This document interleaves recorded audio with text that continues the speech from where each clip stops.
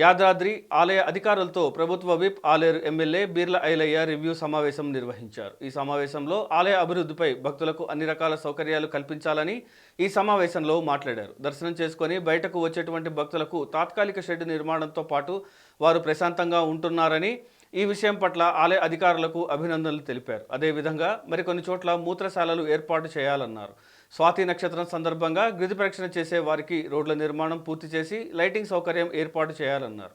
Dormitory హాల్లో పడుకునే వారి సంఖ్య ఎక్కువ ఉండేందుకు హాల్ పెంచుతున్నట్లు తెలిపారు. అన్నదాన సత్రంలో 1000 మంది భక్తులు భోజనం చేసే విధంగా ఏర్పాటు చేస్తున్నట్టు తెలిపారు.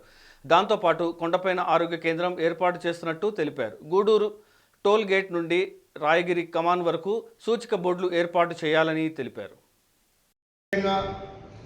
గత సాంప్రదాయాలను ఒక్కొక్కటిగా నిలబెట్టుకుంటూ వచ్చి ఆలయ అభివృద్ధి పేరు మీద కొన్ని సాంప్రదాయాలు బంద్ అయినప్పటికీ వాటిని నేను ఇక్కడ స్థానిక ఎమ్మెల్యేగా, ప్రభుత్వ విప్గా ఇక్కడ వాళ్ళందరి సహకారంతో, ముఖ్యంగా పంతులు కానీ, ఇక్కడ శాశ్వత ధర్మకర్త కానీ, చైర్మన్ గారు కానీ ఒక్కొక్కటిగా ఇప్పటికీ అభివృద్ధి చేసుకుంటూ వచ్చినాం. ఇంకా కూడా చేయాల్సింది చాలా ఉంది. కొన్నిటి మీద నిర్ణయం తీసుకోవడం కోసం ఇవాళ గౌరవ ఈవో గారు ప్రత్యేకంగా మీటింగ్ ఏర్పాటు చేసిండ్రు. దాంట్లో చాలా విషయాలు చర్చించి ఒక నిర్ణయం తీసుకొచ్చినాం. ప్రభుత్వం దృష్టికి తీసుకుపోయి అక్కడ కూడా డెవలప్మెంట్ సంబంధించినటువంటి అనుమతులు కూడా కొన్ని తీసుకొని ఇక్కడ మా లెవెల్ అయ్యే వాటిని ఇక్కడ ఇంప్లిమెంట్ చేసుకుంటూ అక్కడ కమిషనర్ కానీ, ఎండోమెంట్ మంత్రితోటి తీసుకున్న నిర్ణయాలు గౌరవ ముఖ్యమంత్రి దృష్టి కూడా కొన్ని తీసుకుపోవాల్సిన అవసరం ఉంది. వాటిని అన్నింటినీ కులంకషంగా స్టాఫ్తో కానీ ఇక్కడ ఉన్నటువంటి అధికారులతోటి చర్చించడం జరిగింది. గతంలో ఏదైతే సాంప్రదాయబద్ధంగా గత 100 సంవత్సరాలు జరుగుతున్నటువంటి సాంప్రదాయాలను మళ్ళీ పునరుద్ధరించి వచ్చే రాష్ట్ర నలుమూల భక్తులకు ఎక్కువ వసతులు కల్పించాలనే ఉద్దేశంతో ఒక్కొక్కటిగా అడుగులు ముందుకేస్తున్న క్రమంలో ఈఆర్ కూడా కొన్ని కీలక నిర్ణయాలు తీసుకోవడం జరిగింది.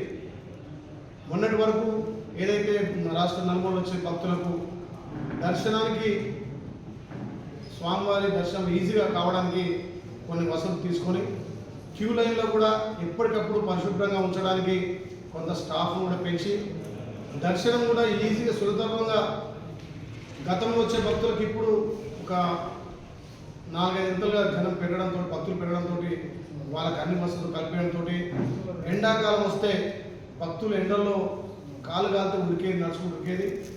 గౌరవ వీరు వారి మంచి నిర్ణయం తీసుకొని ఆ పందిళ్ళు కానీ, వాళ్ళకు నీళ్ళ ఫెసిలిటీ కానీ అన్ని రకాల ఏర్పాటు చేసి కొండ నుంచి కిందకి పైకి ఎక్కడానికి భక్తులకు ఆటో సౌకర్యంతో పాటు ఉచిత బస్సు సౌకర్యంతో పాటు గతంలో ఒక 500 మందికి అన్నదానం జరిగేది.